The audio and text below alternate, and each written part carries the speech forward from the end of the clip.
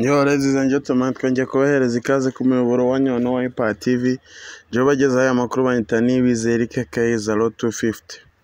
Tukaba tugiye kuganira ku bahanzi nyarwanda nyine mwizi minsi biri kubavugwa. Tugiye kuganira ku muhanzi Yampano. Ibitangazamakuru byo mu Rwanda byose byamugarutseho cyane. Guno munsi ntago nje kubahereza update z'indirimbo nshasha, guno munsi naje kubahereza amakuru ya Yampano nyine. Kugira ibintu byose nshaka kugenda bibagezaho nyine byerekeranye n'abahanzi byose ngomba kugenda bibagezaho kugira mumenye amakuru y'abantu mukunda nyine. Rero Yampano aravugwa iki? Yampano aravugaho, baravuga ko video bamufashe video z'urukozasoni, ariko nkanje kuntu mbibona ndi kubona bira bintu atari ibyo, ahubwo ngiye ko ndi kubibona ndi kubona ari giye bashaka kumwicira izina, kuko yari umusore ukizamuka neza mu Rwanda nyine, yarasigaye yarajya bara abahanzi bakuru amastage manini nko mu gitaramo cya The Ben. Warabonye kuntu yahatwitse, niwe muhanzi wazamuye abafana hejuru cyane. Rero ishari ntago ryabura. Yago rero nawe yaje kubivuga ibya Yampano, avuga ko hari abantu bashaka kwicira izina umuhanzi, bagiye bazimiza amazina y'abahanzi benshi. Abantu muri showbiz nyarwanda nabo barimo kandi ni benshi. Tuba tugomba kutumva neza biriya bintu byose baba bari kuvuga ku muhanzi, igihe baba bamubeshyera, kuko nyine ibintu byose ntabwo bari ko kuri k'umuntu. Hari igihe ushobora kuvuga ati nibyo kubera wabyumvisha ahantu henshi, ariko ntabwo aba ariko bimeze. Yampano ni umusore mwiza, ibyo bintu ndabizi ntabwo yabikora, kuko niyo wabona aya mavideo AI zarateye bashobora kuyaterateranya bakabikora bikabona neza ko ariwe kandi atariwe. Buno bwenge buhangano rero nabwo buzadukoraho, ushobora kubona amafoto y'iki kavuga ati bira nibyo. Rero kubera murabizi ko kuri YouTube batashiraho video bakajya barerekana amafoto ukagira nibyo.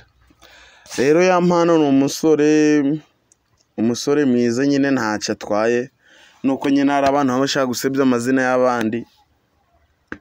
Yampano yakoze ibigwi byinshi nyine, niyo mpamvu bashaka.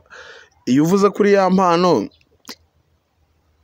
nyine urarebwa bya danje, nuko kuvuga ku musitari wari we wese urarebwa, ntago wowe uhanye nuko wakwitekereza ibintu ngo yirute ngo bivuge. Niyo mpamvu nyine bari gushaka bagenda baracishamo barashiramo utuntu tutari twiza kugira barebwe, ariko biriya bintu ntago aba ari sawa gukora itangazamakuru rimeze kuriya. Arega niyo byaba ari byo, nawe ni umuntu.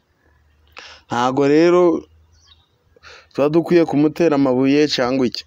Yampano nawe ni umuntu, abagomba ibyo ukenera nawe arabikenera.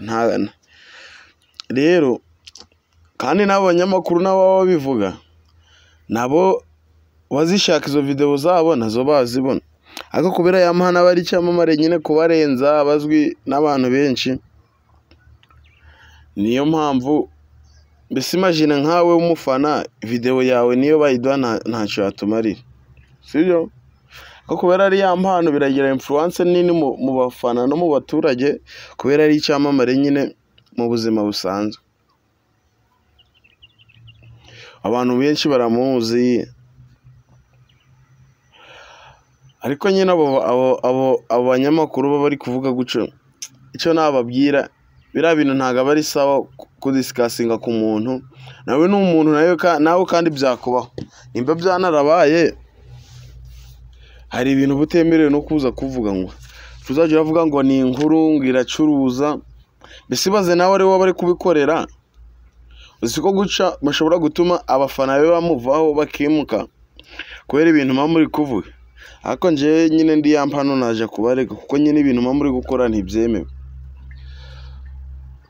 No kuvuga ku muntu ibintu bitari byiza, abafite uburenganzira bwo kuja kukurega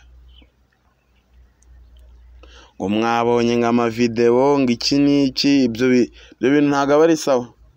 mujye murakora ikinyamakuru kizima kiri kuvuga ibintu biririyo, ni kandi niyo byaba biririyo hari ibintu butemerewe kuza kuvuga imbere ya kamera. Rero tugire discipline. Icyo nicyo nababwiraga abanyamakuru bagenzi banje. Bye bye.